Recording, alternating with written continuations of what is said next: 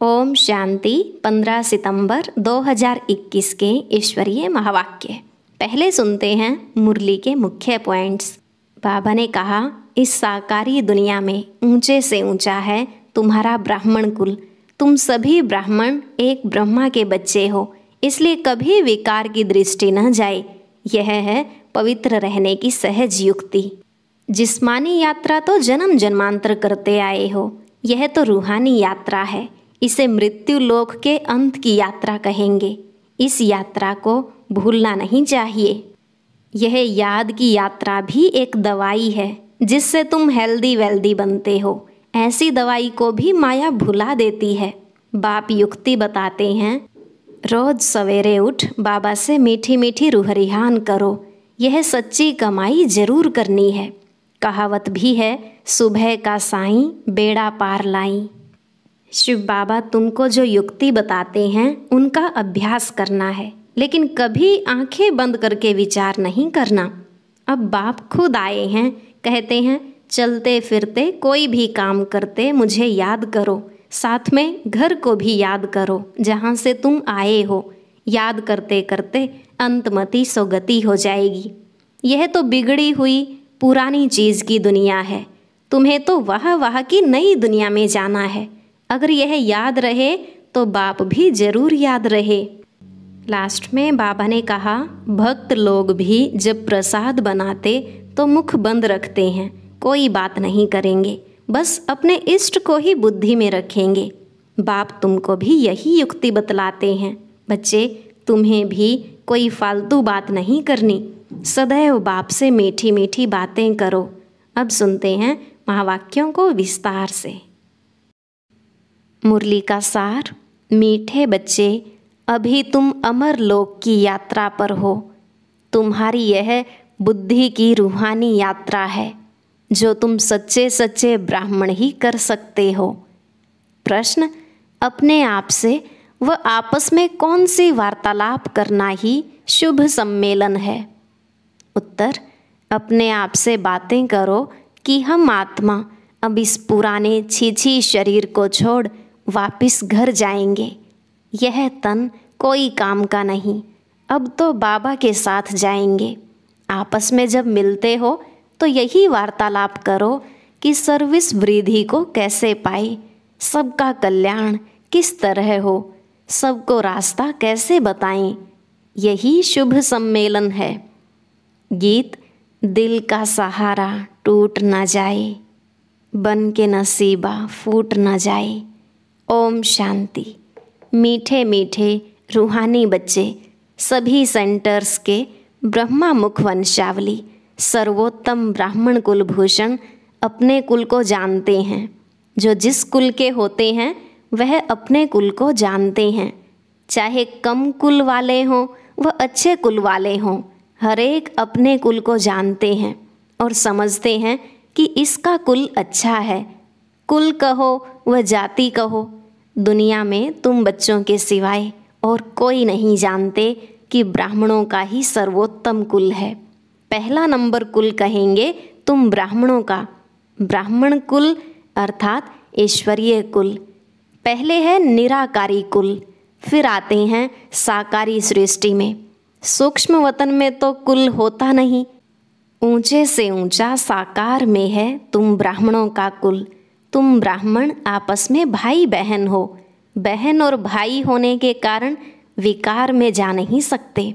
तुम अनुभव से कह सकते हो कि यह पवित्र रहने की बड़ी अच्छी युक्ति है। हर एक कहते हैं हम ब्रह्मा कुमार कुमारी हैं, शिववंशी तो सब हैं। फिर जब साकार में आते हैं तो प्रजापिता का नाम होने के कारण भाई बहन हो जाते हैं। प्रजापिता ब्रह्मा है तो जरूर रचता है, एडॉप्ट करते हैं। तुम कुख वंशावली नहीं हो, मुख वंशावली हो। तो मनुष्य कुख वंशावली और मुख वंशावली का अर्थ भी नहीं जानते। मुख वंशावली अर्थात एडॉप्टेड बच्चे, कुख वंशावली अर्थात जन्म लेने वाले। तुम्हारा यह जन्म अलौकिक है। बाप को लौकिक, अलौकिक, पारलौकिक कहा जाता है। प्रजापिता ब्रह्मा को अलौकिक बाप कहा जाता है। लौकिक बाप तो सभी को है, वह तो कॉमन है। पारलौकिक बाप भी सभी का है। भक्ति मार्ग में तो हे भगवान, हे परम पिता सभी कहते रहते हैं, परंतु इस बाबा अर्थात प्रजापिता ब्रह्मा को कभी कोई पुकारते नहीं हैं। यह बाबा भी होता है ब्राह्मण बच्चों का, उन दोनों को तो सब जानते हैं। बाकी ब्रह्मा में मूंझ पड़ते हैं, क्योंकि ब्रह्मा तो है ही सूक्ष्म वतन में, यहाँ तो दिखाते नहीं हैं। चित्रों में भी ब्रह्मा को दाढ़ी मूंछ वाला दिखाते हैं, क्योंकि प्रजापिता ब्रह्मा यहाँ सृष्टि में है, सूक्ष्म वतन में तो प्रजा रच नहीं सकते। यह भी किसकी बुद्धि में नहीं आता है। यह सब बातें बाप समझाते हैं। यह रूहानी यात्रा भी गाई हुई है। रूहानी यात्रा वह है जहाँ से फिर लौट नहीं आना है। दूसरी यात्राएं तो सब जन्म जन्मांतर करते रहते हैं और जाकर लौट आते हैं। वह है जिस्मानी यात्रा, यह तुम्हारी है रूहानी यात्रा। इस रूहानी यात्रा करने से तुम मृत्यु लोक में नहीं लौटते हो। बाप तुमको अमर लोक की यात्रा सिखलाते हैं। वह कश्मीर तरफ अमरनाथ की यात्रा पर जाते हैं। वह कोई अमर लोक नहीं है। अमर लोक एक है आत्माओं का, दूसरा है मनुष्यों का, जिसको स्वर्ग अथवा अमर लोक कह सकते हैं। आत्माओं का है निर्वाण धाम, बाकी अमर लोक सतयुग और मृत्यु लोक है कलयुग, और निर्वाण धाम है शांति लोक, जहाँ आत्माएं रहती हैं। बाप कहते हैं तुम अमरपुरी की यात्रा पर हो। पैदल जाने की वह शारीरिक यात्राएं हैं। यह है रूहानी यात्रा, जो सिखलाने वाला एक ही रूहानी बाप है और एक ही बार आकर सिखलाते हैं। वह तो जन्म जन्मांतर की बात है। यह है मृत्यु लोक के अंत की यात्रा। यह तुम ब्राह्मण कुल भूषण ही जानते हो। रूहानी यात्रा अर्थात याद में हो। गाया भी जाता है अंतमति सो गति। तुमको याद आता ही है बाबा का घर। समझते हो कि अब नाटक पूरा होता है। यह पुराना वस्त्र, पुराना तन है। आत्मा में खाद पड़ने से शरीर में भी खाद पड़ती है। जब आत्मा पवित्र बनती है तो हमको शरीर भी पवित्र मिलता है। यह भी तुम बच्चे समझते हो। बाहर वाले तो कुछ नहीं समझते। तुम देखते हो कि कोई कोई समझते भी हैं, कोई की बुद्धि में यह ज्ञान नहीं। समझने वाला होगा तो जरूर किसको समझाएगा। मनुष्य जब यात्रा पर जाते हैं तो पवित्र रहते हैं, फिर घर में आकर अपवित्र बनते हैं। मास 2 मास पवित्र रहते हैं। यात्रा की भी सीजन होती है। सदैव तो यात्रा पर जा न सके। ठंडी व बरसात के समय कोई जा न सके। तुम्हारी यात्रा में तो ठंडी व गर्मी की कोई बात नहीं है। बुद्धि से खुद समझ सकते हो कि हम जा रहे हैं बाप के घर। जितना हम याद करते हैं उतना विकर्म विनाश होते हैं। बाप के घर में जाकर फिर हम नई दुनिया में आएंगे। यह बाबा ही समझाते हैं। यहाँ भी नंबरवार बच्चे हैं। वास्तव में यात्रा को भूलना नहीं चाहिए, लेकिन माया भुला देती है। इसलिए लिखते भी हैं बाबा आपकी याद भूल जाती है। अरे याद की यात्रा, जिससे तुम एवर हेल्दी वेल्दी बनते, ऐसी दवाई को तुम भूल जाते हो। वह यह भी कहते हैं कि बाप को याद करना तो बड़ा ही सहज है। अपने साथ बातें करनी होती है कि हम आत्मा पहले सतो प्रधान थी, अब तमो प्रधान बन गई हैं। अब शिव बाबा हमको युक्ति तो बहुत अच्छी बताते हैं, बाकी अभ्यास करना है। आँख बंद कर विचार नहीं किया जाता। बाबा ने एक्ट करके दिखाई। बाबा ने कहा ऐसे अपने साथ बातें करो कि हम सतो प्रधान थे, हम ही राज्य करते थे। वह दुनिया गोल्डन एज थी, फिर सिल्वर कॉपर आयरन एज में आ गए। अब आयरन एज का अंत है, तब बाबा आया हुआ है। बाबा हम आत्माओं को कहते हैं कि मुझे याद करो और अपने घर को याद करो जहाँ से आए हो। तो फिर अंतमति सुगति हो जाएगी। तुमको वहाँ ही जाना है। यह युक्ति बाप बतलाते हैं कि सवेरे उठकर अपने से बातें करो। बाबा एक्ट करके दिखाते हैं कि हम भी सवेरे उठ विचार सागर मंथन करता हूँ। सच्ची कमाई करनी चाहिए ना। सुबह का साईं बेड़ा बने लाई, तो उस साईं को याद करने से तुम्हारा बेड़ा पार हो जाएगा। बाबा जो करते हैं, जैसे करते हैं, वह बच्चों को भी समझाते हैं। इसमें खिटपिट की बात नहीं है। यह कमाई की बहुत अच्छी युक्ति है। अल्फ को याद करने से बे की बादशाही तो मिल ही जाएगी। बच्चे जानते हैं कि हम राजयोग सीख रहे हैं। बाबा बीज रूप नॉलेजफुल है, तो हम भी झाड़ को पूरा समझ गए हैं। यह भी मोटे रूप में नॉलेज है। आदि में यह झाड़ कैसे वृद्धि को पाता है, फिर कैसे उनकी आयु पूरी होती है।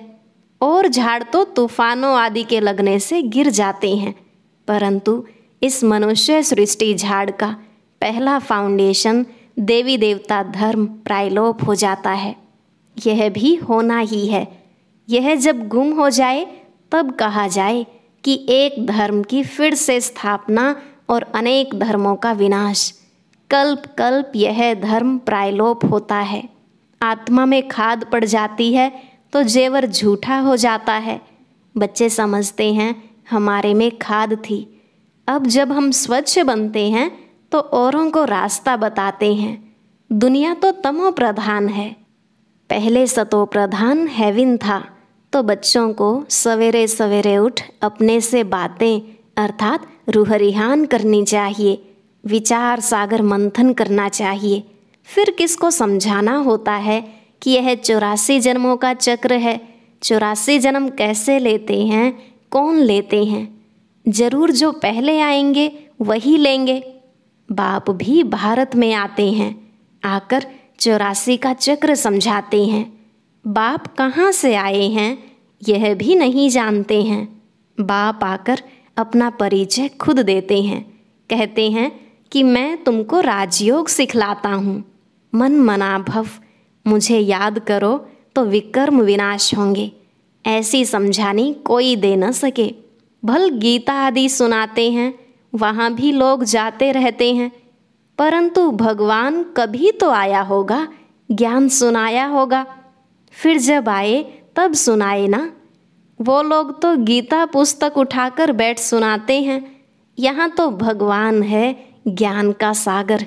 इनको कुछ हाथ में ले पढ़ना नहीं है, यह सीखता नहीं है। कल्प पहले भी आकर तुम बच्चों को संगम पर सिखाया था। बाप ही आकर राजयोग सिखलाते हैं। यह है याद की यात्रा।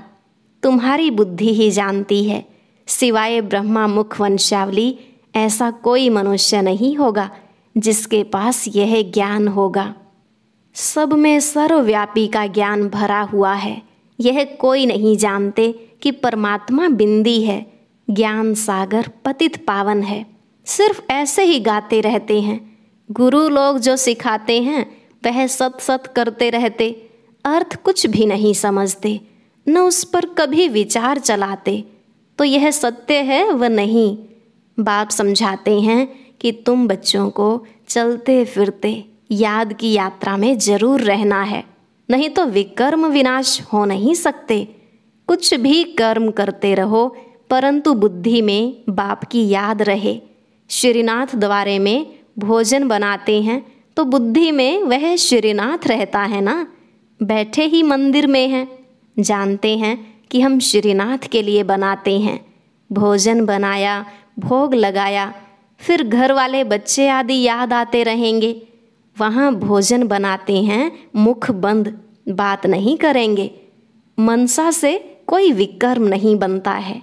वह श्रीनाथ के मंदिर में बैठे हैं, यहाँ तो शिव बाबा के पास बैठे हो। यहाँ तो बाबा युक्ति बताते रहते हैं। बच्चे कोई फालतू बात नहीं करना, सदैव बाप से मीठी मीठी बातें करनी है। जैसा बाप वैसे बच्चे। बाप की स्मृति में रहता है कि चक्र कैसे फिरता है, तब तुम बच्चों को आकर सुनाते हैं। तुम बच्चे जानते हो कि हमारा बाबा मनुष्य सृष्टि का बीज रूप चैतन्य है। कितनी सहज बात है, परंतु फिर भी समझते नहीं हैं, क्योंकि पत्थर बुद्धि है ना। उस बीज को हम चैतन्य नहीं कहेंगे। यह नॉलेजफुल चैतन्य है, यह एक ही है। वह बीज तो अनेक प्रकार के होते हैं। भगवान को कहा जाता है मनुष्य सृष्टि का बीज रूप, तो बाप हो गया ना। आत्माओं का बाप परमात्मा है, तो सभी ब्रदर्स ठहरे। बाप भी वहाँ रहते हैं जहाँ तुम आत्माएं निवास करती हो। निर्वाण धाम में बाप और बच्चे रहते हैं। इस समय तुम प्रजापिता ब्रह्मा की संतान भाई बहन हो, इसलिए कहलाते हो शिववंशी ब्रह्मा कुमार कुमारियाँ। यह भी तुमको लिखना है कि हम ब्रह्मा कुमार कुमारियाँ भाई बहन हैं। बाप ब्रह्मा द्वारा सृष्टि रचेंगे तो भाई बहन ठहरे ना। कल्प कल्प ऐसे ही क्रिएट करते हैं, एडॉप्ट करते जाते हैं। मनुष्य को प्रजापिता ब्रह्मा नहीं कहा जाता, भल बाबा कहते हैं, परंतु वह है हद का। इनको प्रजापिता कहेंगे क्योंकि बहुत प्रजा है, अर्थात ढेर बच्चे हैं। तो बेहद का बाप बच्चों को सभी बातें बैठ समझाते हैं। यह दुनिया बिल्कुल बिगड़ी हुई छी है। अब तुमको वाह की दुनिया में ले जाते हैं। तुम्हारे में भी बहुत हैं जो भूल जाते हैं। अगर यह याद हो तो बाप भी याद रहे और गुरु भी याद रहे कि अब वापस जाना है। पुराना शरीर छोड़ देंगे, क्योंकि यह तन अब काम का नहीं है। आत्मा जब पवित्र होती जाती है तो शरीर भी पवित्र होना है। आपस में ऐसी ऐसी बातें बैठ करनी चाहिए। इसको कहा जाता है शुभ सम्मेलन, जिसमें अच्छी अच्छी बातें हों। सर्विस कैसे वृद्धि को पाए, कल्याण कैसे करें, उन्हों का तो छी सम्मेलन है। गपोड़े मारते रहते हैं। यहाँ गपोड़े आदि की बात नहीं, सच्चा सम्मेलन इसे कहा जाता है। तुमको यह कहानी सुनाई है कि यह कलयुग है। सतयुग को स्वर्ग कहा जाता है। भारत स्वर्ग था।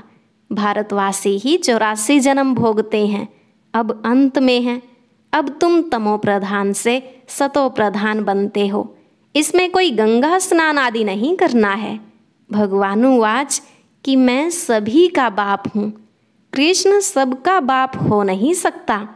एक दो बच्चे का बाप श्री नारायण है, न कि श्री कृष्ण। श्री कृष्ण तो कुमार है। इस प्रजापिता ब्रह्मा को तो बहुत बच्चे हैं।